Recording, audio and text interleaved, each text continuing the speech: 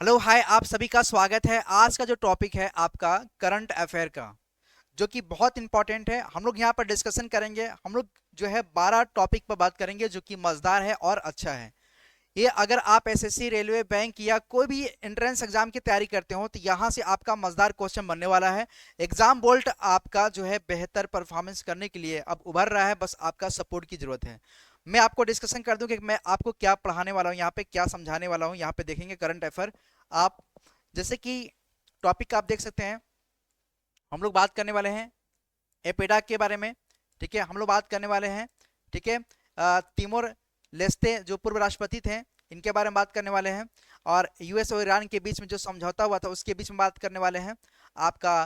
फिर आपका कोयला मंत्रालय ने कोल गैसिफिकेशन पर फोकस करते हुए क्लीन कोल टेक्नोलॉजी पर ब्रिक इवेंट आयोजित किया था, इस पर हम लोग बात करने वाले हैं।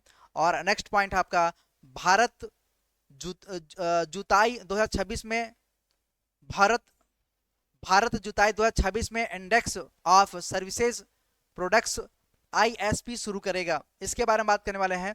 इसी तरह से हम लोग जो है राजस्थान में यूनिफॉर्म सिविल कोड का क्या ड्राफ्ट है, इसके बीच में हम लोग बात करने वाले हैं। तो ये सब सारा टॉपिक आज हम लोग रखेंगे। ठीक है, तो हम लोग वन बाई वन फॉर्म में चलेंगे और बहुत इंपॉर्टेंट टॉपिक है। और इसी तरह से हम लोग डिस्कशन करके सारा टॉपिक को एंड कर देंगे। ठीक है, तो चलिए स्टार्ट करते हैं। आपका बहुत अच्छा सा पॉइंट है और ये हम जानते हैं कि ये आपका बहुत ही हेल्पफुल करेगा। मेरी बात को सिर्फ सुनना है आपको, और जो बात आपको अच्छा लगे उसको नोट डाउन करना है। ठीक है, और हम आराम आराम से जो है आप तक पढ़ते जाएंगे और इसको समझते जाना। ठीक है, ये मेरा फर्स्ट है करंट अफेयर का, मेरा फर्स्ट वीडियो है जो हमने आपके लिए पीपीटी फॉर्म में जो है तैयार किया है, और बहुत अच्छे से जो एग्जाम में क्वेश्चन आते हैं उस फॉर्म से हमने क्वेश्चन उठाया है। अगर आप तैयारी कर रहे हैं तो आपको बहुत हेल्पफुल मिलेगा, और लास्ट तक भी देखना, बहुत मजा आएगा और बहुत उम्दा आपको समझ में भी आएगा। चलिए स्टार्ट करते हैं। आपका 26 तारीख का ये न्यूज है और हम लोग जो है इसको कवर करेंगे। ठीक है, न्यूज क्या है? भारतीय यानी एपेडा ने एग्री फूड एक्सपोर्ट को बढ़ावा देने के लिए भारतीय प्रोग्राम का पहला बैच पूरा किया। ठीक है, आप याद रखिएगा, एपेडा कौन है? एपीईडीए, एपेडा ने एग्री फूड एक्सपोर्ट को बढ़ावा देने के लिए भारतीय प्रोग्राम का पहला बैच पूरा किया। ठीक है, इसमें इन्होंने क्या दिया, इसमें इन्होंने क्या बताया, पॉइंट जो है मुख्य है वो आप समझेंगे। कि पहला पॉइंट है कि agriculture aids processed food products exports development authority, यानी एपीईडीए का फुल फॉर्म है। ठीक है, एपीईडीए का फुल फॉर्म क्या होगा? Agriculture aid processed food products export development authority ने अपने खास एक्सपोर्ट बढ़ाने वाले प्रोग्राम, जैसे भारत का एग्रीटेक लचीलापन, उन्नति और एक्सपोर्ट इन्वेंशन के लिए इनक्यूबेशन हब का पहला बैच सफलतापूर्वक कर लिया है। दूसरा पॉइंट बोलता है, इस प्रोग्राम का मकसद भारत के एग्री फूड एक्सपोर्ट्स सेक्टर में इन्वेंशन आधारित ग्रोथ को बढ़ावा देना और 2030 तक एपेडा सूचीबद्ध प्रोडक्ट्स के एक्सपोर्ट में 50 मिलियन अमेरिकी डॉलर का लक्ष्य हासिल करने में देश की मदद करना है। ठीक है, यह पॉइंट ध्यान दिएगा कि एपेडा सूचीबद्ध प्रोडक्ट्स एक्सपोर्ट में 50 मिलियन अमेरिकी डॉलर का लक्ष्य हासिल करने में देश की मदद करना है। तीसरा पॉइंट, भारतीय के पहले बैच में 22 राज्यों और 2 केंद्र शासित प्रदेश के 100 स्टार्टअप शामिल थे, जिन्हें कई चरणों वाली मूल्यांकन प्रक्रिया के जरिए 700 से ज्यादा आवेदनों में से चुना गया था। इनमें से 68 agri food products 68 agri food products startup, 26 export लक्ष्य, 26 एक्सपोर्ट सक्षम टेक्नोलॉजी और सर्विस प्रोवाइडर और एसपीएस ट्रेसिबिलिटी क्वालिटी एस्योरेशन और कंप्लायंस समाधानों पर काम करने वाले 6 इन्वेंटरों शामिल थे। प्रोग्राम में 120 घंटे का एक्सपोर्ट केंद्रित एक्सेलरेशन करिकुलम प्रदान किया, जिनमें से एक्सपोर्ट की तैयारी, मार्केट तक पहुंच, scaling, branding, packaging, regulating, compliance और इन्वेंटर की तैयारी शामिल थी। फिर नेक्स्ट पॉइंट जो तीसरा बोलता है, चौथा पॉइंट बोलता है, कम समय में ही प्रोग्राम के तहत स्टार्टअप ने एक्सपोर्ट में सफलता हासिल की, जैसा कि दुबई को 37 MTGI टैग वाले जर्दालू आम का एक्सपोर्ट आइसलैंड, न्यूजीलैंड को बाजार आधारित फंक्शनल फूड प्रोडक्ट्स का पहला समुद्री शिपमेंट, यूएई और ईयू को ऑर्गेनिक और हेरिटेज अनाज का एक्सपोर्ट, और ओमान, सिंगापुर, जापान और कैमरून जैसे देशों से नए एक्सपोर्ट ऑर्डर। एपेडा ने दुबई में ग्लूफोर्ड 2026 में टॉप स्टार्टअप की भागीदारी को भी आसान बनाया, जहां इन्होंने अंतर्राष्ट्रीय खरीदारों के साथ 100 से ज्यादा B2B बैठकों की, ठीक है, B2B बैठकों की। अब देखिए, अगर आता है कि एपेडा ने एग्री फूड एक्सपोर्ट को बढ़ावा देने के लिए भारतीय प्रोग्राम का पहला बैच पूरा किया, ठीक है। तो आप ये पॉइंट याद रखिएगा, एपेडा जो है भारत के साथ में, किसका, भारत के साथ में ना। एपेडा क्या है, agriculture aids processed food products export development authority, ये इसका फुल फॉर्म है। आएगा अगर एग्जाम में, क्योंकि ये आपका जो है इंपॉर्टेंट क्वेश्चन है। अगर ये क्वेश्चन अगर आता है कि हाल ही में किस संगठन ने भारतीय निर्यात त्वरण कार्यक्रम का पहला समूह कोहॉर्ट पूरा किया, तो एपेडा है। कौन सा है, एपेडा है। इसका जो क्वेश्चन आएगा तो आप इसी तरह से इसका देंगे, ठीक है। क्वेश्चन नंबर 2 पर आते हैं। क्वेश्चन नंबर 2 जो है आपका खास है, ये आपका फ्रांसिस्को के राष्ट्रपति थे, उनके चर्चा यहाँ पे किया गया है। तिमोर लेस्ते के पूर्व राष्ट्रपति फ्रांसिस्को लुओलो गुटेरस का निधन हुआ। कब निधन हुआ था, तो इनके बारे में कुछ मुख्य पॉइंट पढ़ेंगे। तिमोर लेस्ते पूर्वी तिमोर के पूर्व राष्ट्रपति फ्रांसिस्को लुओलो गुटेरस का 71 साल की उम्र में निधन हो गया, यानी 71 साल के बाद इनका क्या हुआ, निधन हो गया। उन्होंने 2017 से 2022 तक की तिमोर लेस्ते के राष्ट्रपति के रूप में काम किया, और वे इंडोनेशिया कब्जे के खिलाफ देश की आजादी के आंदोलन के एक प्रमुख नेता थे। मुख्य बात उनके बारे में लिखा गया है कि देश यानी तिमोर लेस्ते पूर्वी तिमोर थे, ठीक है। खबरों में रहने वाले नेता निधन, फ्रांसिस्को के लुओलो गुटेरस थे। पद तिमोर लेस्ते के राष्ट्रपति था, ठीक है। 2017 से 2022 तक ये राष्ट्रपति बन के रहे। और इनकी राजनीतिक पार्टी क्या था, तो एफ फ्रेंटिलिन, क्या नाम था इसके पार्टी का, जैसे कि आप जानते हैं कि हमारे भारत में कांग्रेस है, बीजेपी है, ठीक है। अभी नया एक चर्चा में आया है, सीजेपी अभी आया है। उसी तरह से फ्रांसिस्को यानी फ्रांस में राजनीतिक पार्टी जो है फ्रेंटिलिन के नाम से जो है ये फॉलोअर थे। महत्व, तिमोर लेस्ते की आजादी लड़ाई में प्रमुख व्यक्ति। तिमोर लेस्ते आजाद हुआ 20 मई 2002। तिमोर लेस्ते आजाद हुआ 20 मई 2002। तिमोर लेस्ते की राजधानी दिल्ली। मौजूदा राष्ट्रपति होजे रामोस होर्टा, ठीक है। क्वेश्चन कैसे आएगा आपका कि फ्रांसिस्को लुओलो गुटेरस किस देश के पूर्व राष्ट्रपति थे, तो आप बताएंगे यहाँ पे तिमोर लेस्ते पूर्वी तिमोर थे, ठीक है। फ्रांसिस्को लुओलो गुटेरस किस देश के पूर्व राष्ट्रपति थे, ठीक है, तो तिमोर लेस्ते थे। कौन थे, तिमोर लेस्ते थे। नेक्स्ट पॉइंट पर चलते हैं। आपका IAEA के महत्वपूर्ण है, यानी यूएस और ईरान के बीच जो शुरुआती शांति समझौते के तहत IAEA ईरान फिर से जांच शुरू करेगा, ठीक है। ये महत्वपूर्ण बिंदु आप देख रहे हैं कि अभी यूएस और ईरान में जो है जिस तरह से अभी युद्ध हुआ है, उसी के जरिए से यहाँ पे मेंशन किया गया है। अब इसको समझेंगे। उम्मीद है कि यूएस और ईरान के बीच शुरुआती शांति समझौते के तहत IAEA ईरान की परमाणु सुविधाओं को जांच फिर से शुरू करेगा। IAEA प्रमुख राफेल ग्रोसी ने कहा कि जांच होने की संभावना है, हालांकि इसके समय, पहुंच और तौर तरीके पर अभी काम चल रहा है। यहाँ यूएस ईरान के बीच हुई एक अंतरिम समझौते मेमोरेंडम के बाद हो रहा है, जिसके व्यापक शांति और परमाणु समझौते के लिए 60 दिनों के बातचीत का मौका दिया गया है। हालांकि यह मामला पूरी तरह से सुलझा नहीं है। ईरान ने अभी तक संवेदनशील परमाणु साइटों का जांच के लिए पहुंच की अंतिम मंजूरी नहीं दी है और इसे प्रतिबंधों में ढील और अंतिम समझौते से जोड़ा है।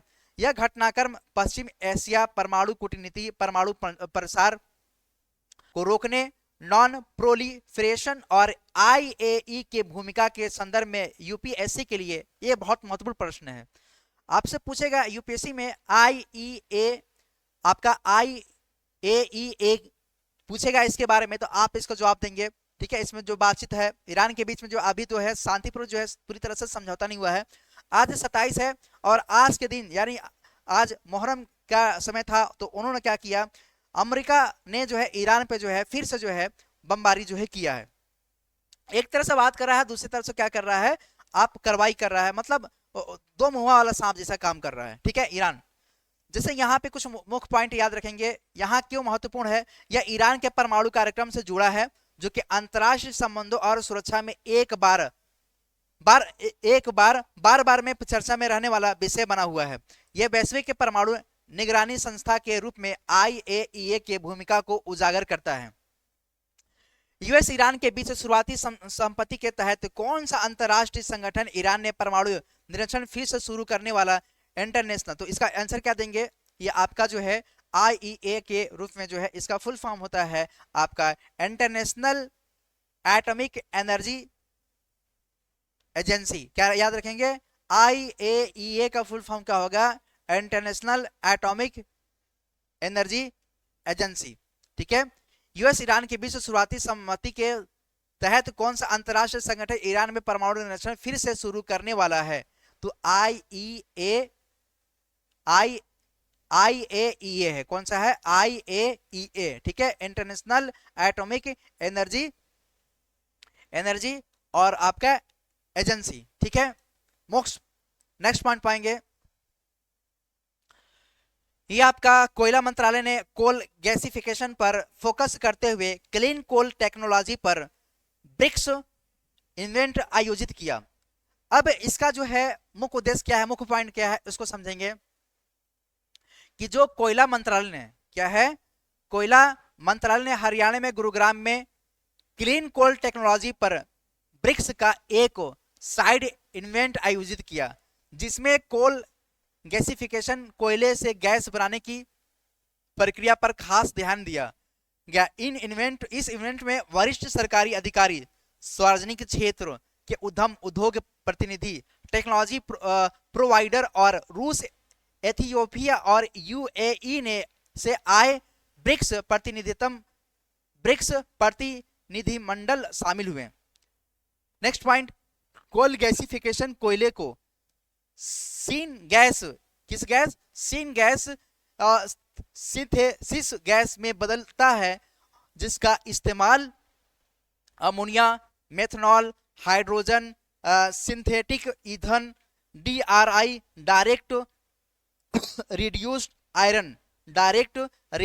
आयरन और अन्य वैल्यू एडेड प्रोडक्ट्स बनाने के लिए किया जा सकता है। सरकार ने पॉलिसी सपोर्ट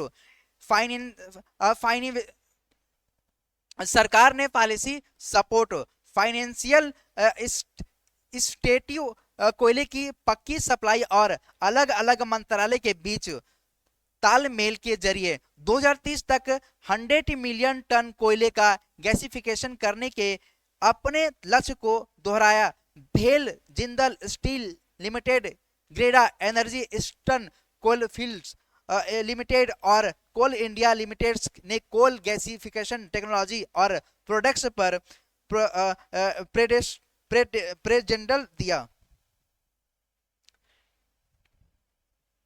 ठीक है, यहाँ पे भेल जिंदल स्टील लिमिटेड, ग्रेडा एनर्जी, ईस्टर्न कोलफील्ड्स लिमिटेड और कोल इंडिया लिमिटेड ने कोल गैसिफिकेशन टेक्नोलॉजी और प्रोडक्ट्स पर प्रेजेंटल्स दिया। इसका जो क्वेश्चन करेगा आपसे कि कोयला मंत्रालय ने कोल गैसिफिकेशन पर फोकस करते हुए क्लीन कोल टेक्नोलॉजी पर ब्रिक्स इवेंट आयोजित किया। तो जून 2026 में क्लीन कोल टेक्नोलॉजी पर ब्रिक्स साइट्स इवेंट किस मंत्रालय ने आयोजित किया, ये क्वेश्चन आपसे करेगा। जून जो है अभी रिसेंटली जो है अभी आपका जून चल रहा है, जून 2026 में जो है क्लीन कोल टेक्नोलॉजी पर ब्रिक्स साइट्स इवेंट फिक्स मंत्रालय ने आयोजित किया। तो आपका कोयला मंत्रालय ने, किसने किया? कोयला मंत्रालय ने। किसने किया आपका? तो कोयला मंत्रालय ने किया। ठीक है, नेक्स्ट पॉइंट पाएंगे, ये आपका मुद्दा जुड़ा है। भारत जुलाई 2026 से index of services production ISP शुरू करेगा।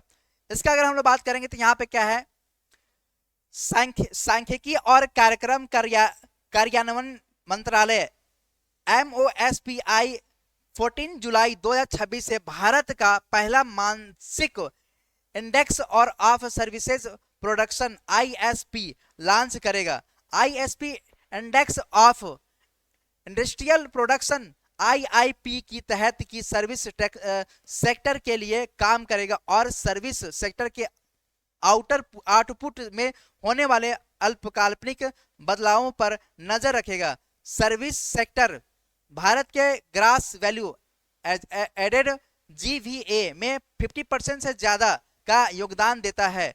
ट्रायल इंडेक्स में 2026 से 2025 से 2026 और अप्रैल 2026 को शामिल किया जाएगा, जिसमें 2024 और 2026 को आधार वर्ष बेस ईयर माना जाएगा। पहली बार जारी होने के बाद नियमित मानसिक ISP डेटा हर महीने की 29 तारीख को 60 दिनों के अंतराल लैग के साथ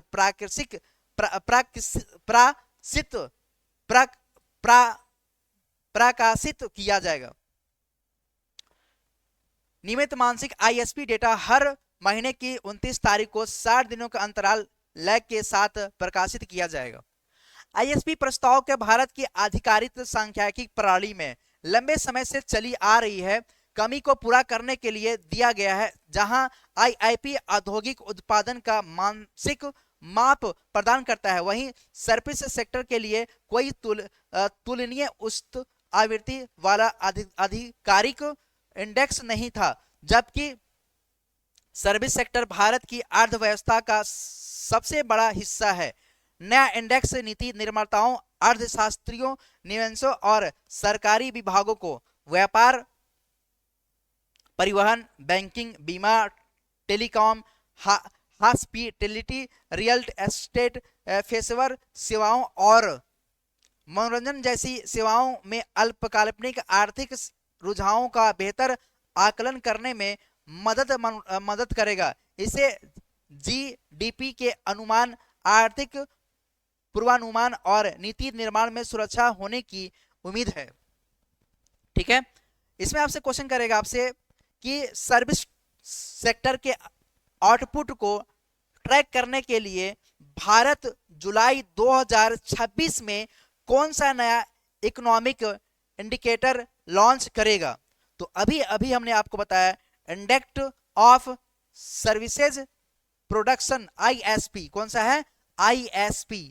ठीक है, सर्विस सेक्टर यानी सर्विस सेक्टर के आउटपुट को ट्रैक कराने के लिए भारत जुलाई 2026 में कौन सा नया इकोनॉमिक इंडिकेटर लॉन्च करेगा। तो आप याद रखिएगा ISP यानी index of services production. Next point पर चलेंगे, यह आपका मामला जुड़ा है राजस्थान से। यह मामला इतना इंपॉर्टेंट है कि आज जानते हैं कि यह मुद्दा जो है सुप्रीम कोर्ट से है और बहुत इंपॉर्टेंट ये टॉपिक है। ये टॉपिक आपका जो भी आप एंट्रेंस एग्जाम की तैयारी कर रहे हैं तो यहाँ पे ये टॉपिक यहाँ से क्वेश्चन आपके बन सकते हैं। ठीक है, तो हम लोग देखते हैं यहाँ पे कि पहला टॉपिक है क्या, राजस्थान में यूनिफॉर्म सिविल कोड का ड्राफ्ट तैयार करने के लिए 5 सदस्यीय समिति बनाई है। ठीक है, अब इसके बारे में पढ़ेंगे ये क्या है, इसके बाद जो हमारे यहाँ पे क्वेश्चन दिया गया है। राजस्थान सरकार ने प्रस्तावित Rajasthan uniform civil code RUCC, ये नाम याद रखिएगा आपका RUCC, राजस्थान सरकार ने प्रस्तावित Rajasthan uniform civil code Rajasthan uniform civil code 2026 का ड्राफ्ट तैयार करने के लिए 5 सदस्यीय समिति का गठन किया। इस पैनल की अध्यक्षता सुप्रीम कोर्ट की पूर्व जज जस्टिस रंजना प्रकाश देसाई करेंगे। कौन यहाँ पे? जस्टिस रंजना प्रकाश देसाई करेंगे। समिति शादी तलाक या विरासत गोद लेने की और या गुजारा भत्ता और इससे जुड़े नागरिक मामलों पर सभी समुदायों के लिए एक जैसे नियम बनाने के लिए कानून का ड्राफ्ट तैयार करेगी। साथ ही सरकार ने यह भी कहा कि आदिवासी रीति रिवाजों और संवैधानिक सुरक्षा का भी ध्यान रखा जाएगा। लोगों ने इस राय लेने की प्रक्रिया शुरू हो गई है और नागरिकों के ऑनलाइन और ऑफलाइन दोनों तरीके से सुझाव मांगे जाएंगे। इस समिति की घोषणा मुख्यमंत्री की अध्यक्षता में 14 अप्रैल 2026 को कैबिनेट के फैसले के बाद की गई है। जस्टिस देसाई ने अलावा समिति के सदस्यों में रिटायर्ड IAS अधिकारी शत्रुघ्न सिन्हा, राजस्थान हाई कोर्ट के एडिशनल एडवोकेट जनरल बसंत सिंह छाबा, गवर्नमेंट लॉ कॉलेज के पूर्व प्रिंसिपल राम स्वरूप अग्रवाल और डॉक्टर सुची चौहान शामिल हैं। उसके बाद additional chief secretary home member secretary के तौर पर काम करेंगे। खबरों के मुताबिक प्रस्तावित ड्राफ्ट में पर्सनल लॉ में बड़े सुधारों के अलावा बहुविवाह पर रोक, पैतृक संपत्ति में पुरुषों और महिलाओं को समान अधिकार और लिव इन रिलेशनशिप का अनिवार्य रजिस्ट्रेशन जैसे मुद्दे शामिल हो सकेंगे। देखिए ये जो मुद्दा है ना इतना बड़ा इंपॉर्टेंट है कि ये चर्चा जो बना हुआ है, ये राजस्थान के सुप्रीम कोर्ट जो है इस मुद्दे को देख रही है। जान रहे हैं कि बीच बीच में होता क्या है कि आपका बहुत सारे अभी आपने मुद्दा देखा है कि ये तलाक हो जाता है किसी का, या किसी के बीच में आपस में जो है अनबंध हो जाता है, ठीक है, उनका नहीं होता है। विरासत गोद लेने के भी सिलसिला अभी चलता आ रहा है ना। किसी बच्चे को अगर आप गोद ले रहे हैं तो उसके लिए भी जो है ये आप पे कानून बैठता है, ठीक है। तो अगर इस तरह से अगर आता है तो ये आपसे क्वेश्चन कैसे करेगा, आप जब एग्जाम में बैठेंगे तो क्वेश्चन किस तरह से कर सकता है। यहाँ पे क्वेश्चन देखेंगे कि हाल ही में कितना है 14 तारीख, याद रखिएगा 14 अप्रैल 2026 को कैबिनेट में फैसले की बात की गई है, ठीक है। शत्रुघ्न सिन्हा राजस्थान के हाई कोर्ट के एडिशनल एडवोकेट जनरल बसंत सिंह धाबत है, ठीक है, छाबत है।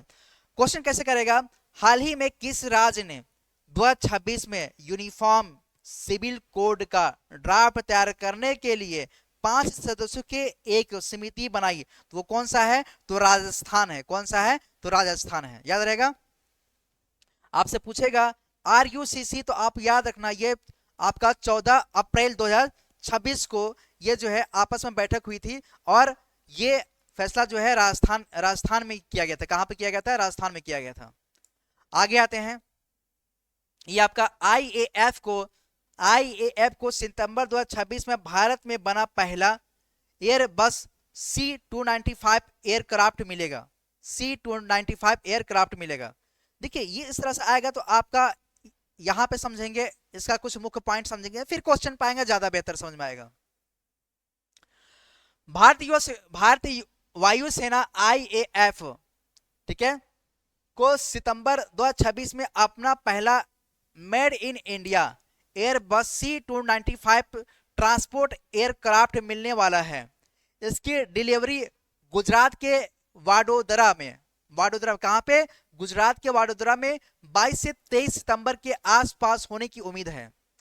यह aircraft Tata Airbus C295 programme के तहत बनाया जा रहा है और यह एक बड़ी उपलब्धि और क्योंकि यह IAF के लिए प्राइवेट सेक्टर द्वारा भारत में बनाया गया पहला मिलिट्री एयरक्राफ्ट होगा।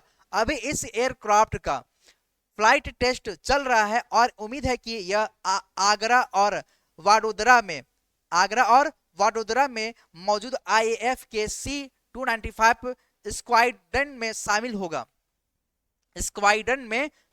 कहां पे शामिल होगा, तो आपका आगरा और कहां पे, वाडोदरा। कहां पे, आगरा और वाडोदरा, ये गुजरात में है ना, वाडोदरा, ठीक है, इनके बीच में है। कहां पे शामिल होगा, तो ये आपका स्क्वाड्रन में शामिल होगा। C-295 प्रोग्राम्स को सितंबर 2021 में रक्षा मंत्रालय और एयरबस डिफेंस एंड स्पेस के बीच 56 एयरक्राफ्ट खरीदने के लिए हुए। कितना है ये? तो 21,935 करोड़ के कॉन्ट्रैक्टर के तहत पूरा किया जा रहा है, यानी बहुत बड़ा अमाउंट है। 21,935 करोड़, 21,935 करोड़ को IAF जो है यानी एयर बस C-295 एयरक्राफ्ट मिलेगा। ये पहला जो ऐसा बस होगा, मतलब एयरक्राफ्ट या एयर बस C-295 एयरक्राफ्ट मिलेगा जो मिलिट्री का बहुत काम आने वाला है। ठीक है, अब आगे बढ़ते हैं। C-295 प्रोग्राम को सितंबर 2021 में रक्षा मंत्रालय और एयरबस डिफेंस एंड स्पेस के बीच 56 एयरक्राफ्ट करने के लिए 21,935 करोड़ की कॉन्ट्रैक्टर्स के तहत पूरा किया जा रहा है। इस डील के तहत 16 एयरक्राफ्ट स्पेन से फ्लाइट अवे कंडीशनल उड़ने के लिए तैयार हालात में डिलीवरी किए जाने थे, जबकि बाकी 40 एयरक्राफ्ट भारत में वडोदरा में एयरबस की पार्टनरशिप में Tata advanced systems limited TASL का फुल फॉर्म क्या होगा? तो टाटा एडवांटेज सिस्टम्स लिमिटेड्स द्वारा बनाए असेंबल्स किए जा रहे हैं। भारत में बना पहला एयरक्राफ्ट इन्हीं 40 एयरक्राफ्ट का हिस्सा है और बाकी 39 एयरक्राफ्ट अगस्त 2031 तक डिलीवरी किए जाने हैं। अब ये क्वेश्चन आपका आएगा, कैसा आएगा कि सितंबर 2026 में भारतीय वायुसेना को सौंपा जाने वाला पहला मेड इन इंडिया सैन्य परिवहन विमान कौन सा होगा? तो एयरबस आपका C-295 होगा, एयरबस आपका C-295 होगा। नेक्स्ट, ये अमेज़न के बीच में है, अमेज़न के बीच में डील होता है और हमारे जो प्रधानमंत्री हैं नरेंद्र मोदी जी के बीच में जो है आपस में कुछ बात होती है, उस बात को हम लोग देखेंगे। पीएम मोदी से मुलाकात के बाद अमेज़न ने 2030 तक भारत में $48 यानी $48 मिलियन के निवेशन का ऐलान किया। किसने क्या? अमेज़न ने जो है भारत में जो है इन्वेस्ट करने का ऐलान किया है। ठीक है, अमेज़न के CEO एंडी जेसी ने, CEO को अमेज़न के जो यहाँ पे CEO है उनका नाम क्या है? एंडी जेसी ने पीएम नरेंद्र मोदी से मुलाकात की और घोषणा की कि अमेज़न 2030 तक भारत में आपका $48 मिलियन का निवेश करेगा। इसमें AI और क्लाउड्स इंफ्रास्ट्रक्चर को बढ़ाने के लिए आपका $13 मिलियन का नया निवेश शामिल है, जो मतलब AI को और बढ़ोतरी मिले, ठीक है, इंफ्रास्ट्रक्चर को और मजबूत किया जा सके, उसको शामिल करने के लिए $13 मिलियन का और जो है निवेश इसमें शामिल किया गया है, जो मुख्य रूप से मुंबई और हैदराबाद में AWS डेटा सेंट्रल के जरिए किया जाएगा। इसके साथ ही 2030 तक भारत में अमेज़न का कुल नियोजित निवेश बढ़कर आपका $48 मिलियन का हो गया है, जबकि 2010 से 2030 के बीच इसका कुल निवेश आपका 88 मिलियन के ज्यादा होने की उम्मीद है। यानी अभी जो है अमेज़न के भारत में जो है आपका $48 मिलियन जो है डॉलर जो अभी प्रेजेंट में है, और कहा जा रहा है कि 2030 में जो है इसका जो है आपका 88 बिलियन जो है डॉलर जो है अब जो है आने वाला 2030 में हो जाएगा। यह निवेश AI आधारित डिजिटाइजेशन, क्लाउड्स सर्विसेज, रोजगार पैदा करने का, एक्सपोर्ट्स बढ़ावे और स्टार्टअप बिजनेस और सरकार के लिए डिजिटल टूल्स को बढ़ावा देगा। अब यहाँ पे समझिएगा, यहाँ पे अगर आप AI से नहीं चल रहे हैं तो AI जो है आप सभी का जो है ले डूबेगा। AI के साथ अब आपको शामिल होना पड़ेगा, क्योंकि AI आने वाला समय में जो है भूचाल करने वाला है। अभी आप देख रहे हैं कि 2030 में बहुत सारा चीज जो है बदल जाएगा। ठीक है, मुख्य पॉइंट इसका क्या है? AI इन इंफ्रास्ट्रक्चर, पहला clouds computing infrastructure, data centres, AWS का विस्तार, बिजनेस और सरकार के लिए डिजिटल सर्विसेज, और AWS विस्तार के लिए बताएगी मुख्य जगह हैं जैसे मुंबई और हैदराबाद। तो आपका सवाल पूछेगा इस तरह से कि किस ग्लोबल कंपनी ने हाल ही में 2030 तक भारत में कुल $88 बिलियन के निवेश की घोषणा की है। तो अमेजोन ने, किसने किया है? तो अमेजोन ने किया है। 2030 तक आने पर यह $88 बिलियन का जो है संपत्ति खड़ा कर लेगा। अभी जो है इतना बिलियन निवेश करने की घोषणा किया है। नेक्स्ट पॉइंट, ये आपका घर में जो बुजुर्ग आदमी है उनके लिए बहुत दुखद ये है, क्योंकि अभी गर्मी आ रहा है, गर्मी बहुत तेज पड़ रहा है, तो उसको देखते हुए ये सारा प्रक्रिया जो है रखा गया है। अब देखिए इतना इंपॉर्टेंट क्यों न्यूज बनता है, क्योंकि क्लाइमेट चेंज भारत की बुजुर्ग आबादी के लिए एक बड़ा खतरा बन रहा है।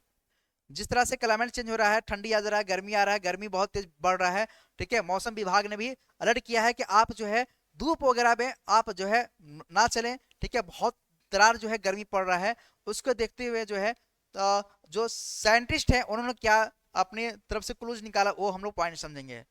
क्लाइमेट चेंज भारत की बुजुर्ग आबादी के लिए एक गंभीर चुनौती बनता जा रहा है, क्योंकि बुजुर्ग लोग हीट वेट, बाढ़, सूखे और खराब मौसम की घटनाओं के प्रति ज्यादा संवेदनशील होते हैं।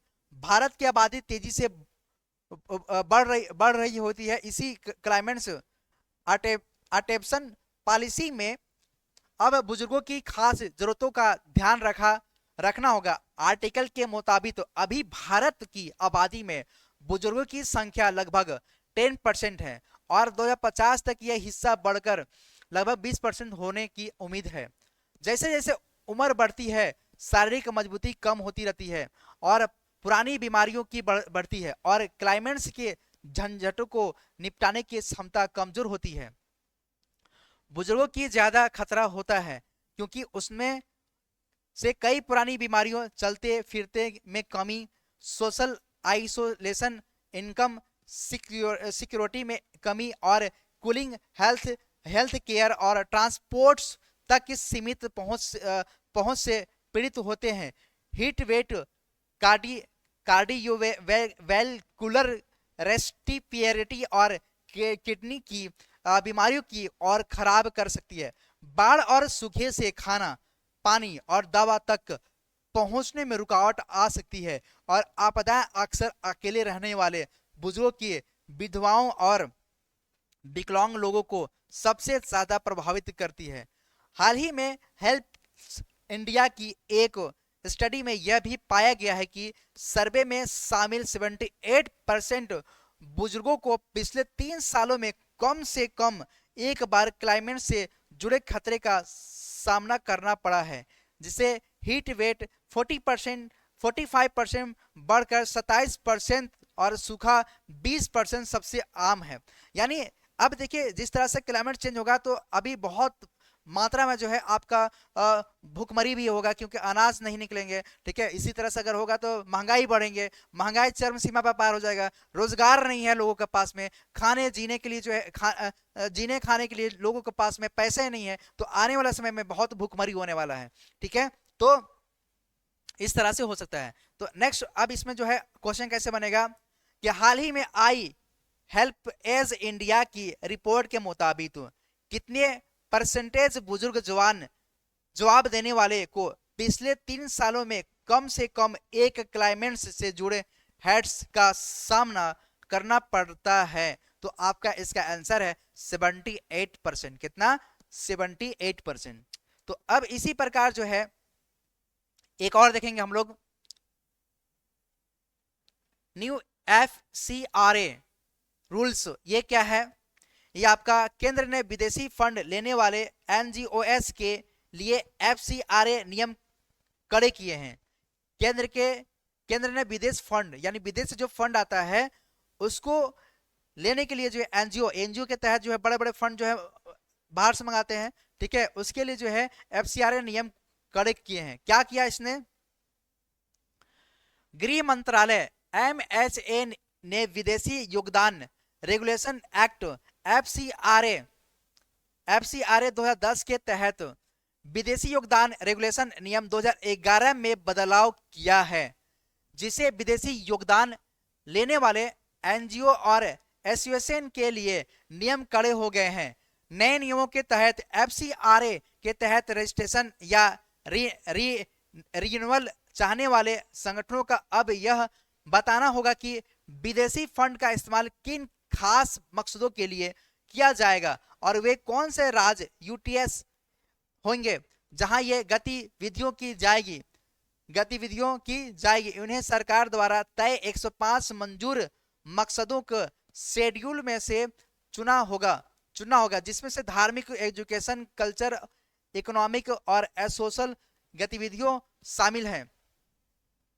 इन बदलावों को तहत एनजीओ को अपने सोशल मीडिया अकाउंट बताने, इस्तेमाल की ज्यादा डिटेल्स जानकारी देने और ज्यादा सख्त रिपोर्टिंग और पेनल्टी के नियमों का पालन करने की भी जरूरत है। नए नियमों की एक बड़ी बात यह है कि विदेशी फंड का इस्तेमाल धार्मिक कामों के लिए किया जा सकता है, लेकिन इसका इस्तेमाल धर्म बदलने से जुड़ी गतिविधियों के लिए नहीं किया जा सकता है। सरकार का कहना है कि बदलाव विदेशी फंड की ट्रांसपेरेंसी, अकाउंटेबिलिटी और मॉनिटरिंग को बेहतर बनाने के लिए, जबकि आलोचक इसे सिविल सोसाइटी ऑर्गेनाइजेशन के लिए एक ज्यादातर सख्त रेगुलेटिंग सिस्टम के तौर पर देखते हैं।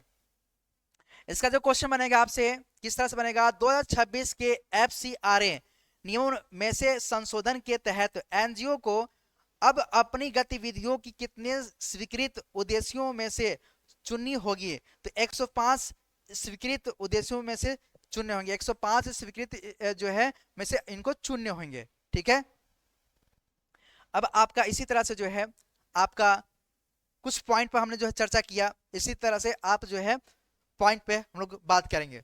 ठीक है, तो अभी जो हमने आपको बताया ये आपका खास जो भी आप एंट्रेंस एग्जाम की तैयारी कर रहे हैं वहां पे ये क्लास जो है आपके लिए बहुत इंपॉर्टेंट था। ठीक है, यहां से क्वेश्चन आपके आएंगे। ये मेरा करंट अफेयर का फर्स्ट क्लास था। मैं जानता हूं कि मैं हो सकता है हम वो बात आप तक नहीं पहुंचा पा रहे हैं, क्योंकि देखिए मैंने स्टार्ट किया है, पहली बार जो है हमने लाइव क्लास लिया है करंट अफेयर का।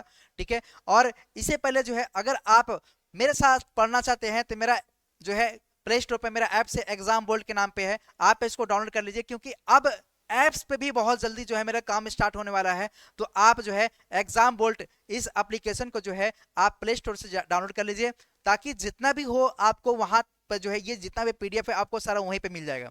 ठीक है, आप वहां से पढ़ लेंगे। ठीक है, आपका टेलीग्राम जो चैनल है एग्जाम बोल्ट, उससे भी आप लोग जुड़ जाइए। टेलीग्राम चैनल पर सर्च करिए, जो नाम दिख रहे हैं इसको एग्जाम बोल्ट लिखेंगे आप, तो वहां पे आपका टेलीग्राम आएगा, वहां पे आप ज्वाइन कर लीजिए। ठीक है, टेलीग्राम पे आप exam bolt by Ahmed sir डालेंगे तो आपका टेलीग्राम पे मेरा चैनल आ जाएगा। ये लोगो आप गौर करिएगा। ठीक है, तो इस तरह से अभी मैं मार्केट में नया हूं, ठीक है, आप समझ रहे हैं, लेकिन इन्फॉर्मेशन जो मैं आपको दे रहा हूं, बता रहा हूं, मैं बहुत रिसर्चेबल करके मैं बना रहा हूं, आपके लिए मेहनत कर रहा हूं, तो उम्मीद है कि आप तक ये इन्फॉर्मेशन बहुत अच्छे से जाता होगा। ठीक है, मेरा फर्स्ट जो करंट अफेयर का ये आपका लाइव हम आपसे ले रहे थे, वीडियो बता रहे थे इसमें, और अगर हमसे किसी प्रकार के बोलने में हो सकता है, हम पहली बार है, क्योंकि आप जानते हैं कि ऑनलाइन पढ़ाने के लिए बहुत संघर्ष करना पड़ता है, आप जानते हैं। तो इस तरह से अगर कुछ अगर ऐसा हो तो मुझे सबसे पहले जो है आप इग्नोर करिएगा और कुछ सीखने के पर्पज पे आइएगा। ठीक है, और मुझे अगर कुछ मैं यहाँ पे एक्सप्लेन नहीं कर पा रहा हूँ तो आप मुझे यहाँ पे जरूर गाइड करेंगे। चलिए, इसी तरह से जो है हमने आप तक रखा बात को, इसी तरह से तो ये सारे मुख्य पॉइंट पर हमने आपसे चर्चा किया। उम्मीद है कि आपको जो हमने बातें बोला आपको जो है समझ में आया होगा, और उम्मीद है कि आप इसी तरह से सीखते रहिए और इस चैनल को जो है अपने फोन पे सब्सक्राइब करिए, ताकि हमारा वीडियो आप तक पहुंचे और आप इसी तरह सीखते रहें। ओके, थैंक यू, दुआ में याद रखें। जय हिंद।